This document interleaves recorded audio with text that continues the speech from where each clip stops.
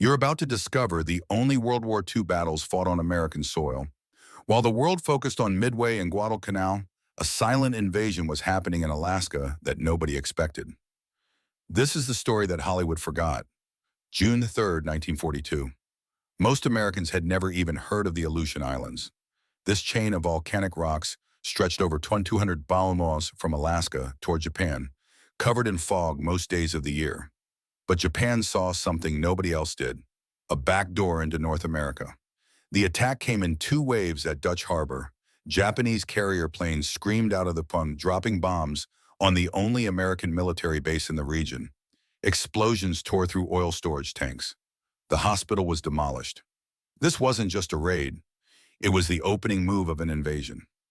3 days later, Japanese forces landed unopposed on two islands, Attu and Kiska. For the first time since the War of 1812, foreign troops occupied American territory. The psychological impact was massive. If Japan could take Alaska, what was stopping them from reaching Seattle or San Francisco? Most Americans still don't know this happened. The campaign would become known as the Forgotten Battle. But for the men who fought there, it was anything but forgettable. The Japanese had 12,200 troops on each island. The Americans had a problem. These islands were 1,000 miles from the mainland, surrounded by some of the most dangerous waters on Earth, and defended by an enemy that never surrendered. The Aleutians had another defender, Mother Nature herself, and she didn't pick sides. The soldiers arriving in the Aleutians thought they knew cold. They were wrong. These islands existed in a weather hell unlike anywhere else on the planet. Rain fell sideways, fog so thick you couldn't see your hand in front of your face. And then there were the williwaws. Local legend gave these winds a name that sounded almost friendly. There was nothing friendly about winds that could hit 140 miles per hour without warning. 1 minute you'd be leaning forward just to walk against the wind. The next second, you'd be tumbling backward because it switched directions. Williwaws destroyed landing craft. They flipped aircraft. They could tear a man off his feet and throw him off a cliff. One soldier from Arkansas described it best. The wind was miserable. You'd be walking, then suddenly you're on your face because it changed to your back. The volcanic islands were covered in muskeg. This black bog looked like a solid ground covered in grass. Step on it, and you might sink to your waist. Heavy equipment vanished into it completely. Men fell into hidden ponds trapped under the tundra and were never seen again. The terrain wanted to kill you as much as the enemy did. Temperature wasn't the main problem. The Aleutians are not actually in the Arctic Circle. Some islands sat at the same latitude as London, but the dampness cut through everything. Leather boots rotted off soldiers' feet in 2 weeks. Men developed black fungus on their skin from constant wetness. The darkness crushed morale. Day after day of gray skies and endless gloom. Many troops arrived without proper cold weather gear or sleeping bags. The military hadn't planned for a war in this environment. They learned the hard way. Weather reports became more valuable than enemy positions. A clear day was a gift. Both sides could only fight when nature allowed it. Here's the crazy part. The weather killed more American soldiers than Japanese bullets did. Friendly fire incidents happened constantly in the fog. Men got lost and froze to death 100 yards from base. The Aleutians turned warfare into survival against the elements. And everyone was losing. July 10th, 1942. A Navy pilot on routine patrol spotted something through a break in the clouds. What he found would change the entire Pacific War. A Japanese Zero fighter sat upside down on a Kutan island, nearly intact. This was the stuff of intelligence dreams. The Zero had terrorized Allied pilots since Pearl Harbor. It could outmaneuver anything America had in the sky. It had a 12-to-1 kill ratio against Chinese fighters. British pilots called it invincible. Nobody knew its weaknesses because nobody had examined one up close. The pilot who crashed was Petty Officer Tadayoshi Koga. During the Dutch Harbor raid, ground fire severed his oil line. With minutes before his engine seized, Koga headed for Akutan, the designated emergency landing zone. He saw what looked like a perfect grass field. It was a bog. The wheels sank. The plane flipped. Koga died instantly, probably from a broken neck. His wingmen circled overhead but couldn't bring themselves to strafe the wreck. They didn't know if he was alive. It took 3 attempts to recover the Zero from that miserable island. Finally, Navy crews managed to crate it up and ship it to San Diego. The mechanics got it flying again in just over a month. On September 20th, 1942, Lieutenant Commander Eddie Sanders became the first American pilot to fly a Zero. What he discovered saved countless American lives. The Zero was fast and nimble at low speeds, but above 200 knots, it lost maneuverability dramatically. It rolled easier to the left than the right. The engine died under negative G-forces. Most importantly, it had almost no armor. That's what made it so light and quick, but it also made it a death trap when hit. This intelligence spread to every fighter squadron in the Pacific. Marine pilot Kenneth Walsh credited the captured Zero with saving his life multiple times. Knowing what to do with a Zero on my tail, information that came from Koga's Zero saved my life several times. Fighter ace William Leonard called it a treasure that unlocked so many secrets at a time when the need was so great. Japanese historian Masatake Okumiya wrote that the loss of the Akuten Zero was as devastating to Japan as their defeat at Midway. One plane, one bog, one intelligence coup that tilted the air war toward the Allies.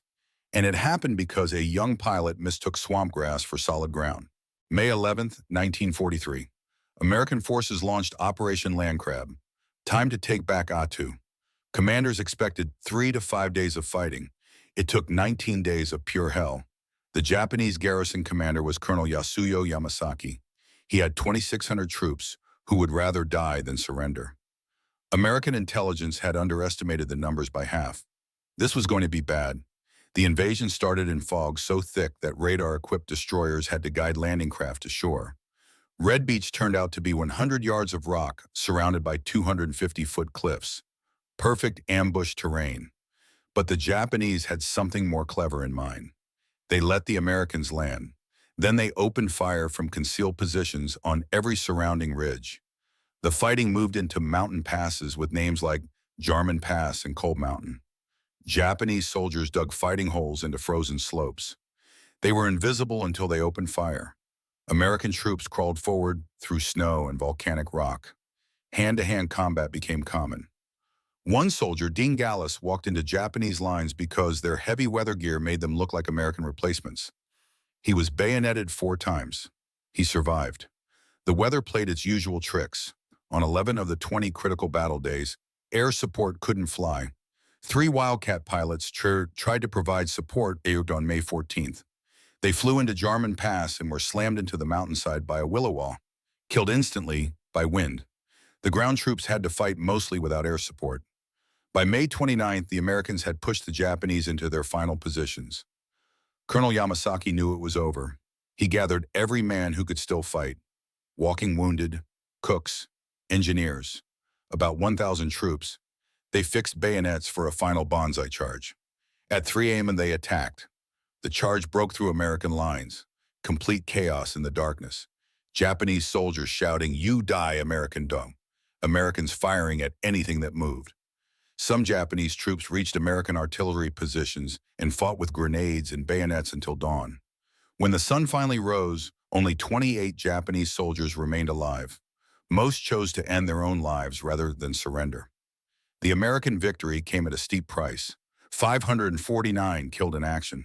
1,148 wounded.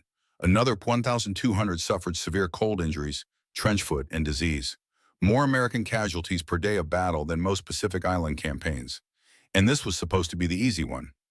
Next was Kiska. August 15th, 1943. 35,000 American and Canadian troops were prepared for the bloodiest battle of the campaign.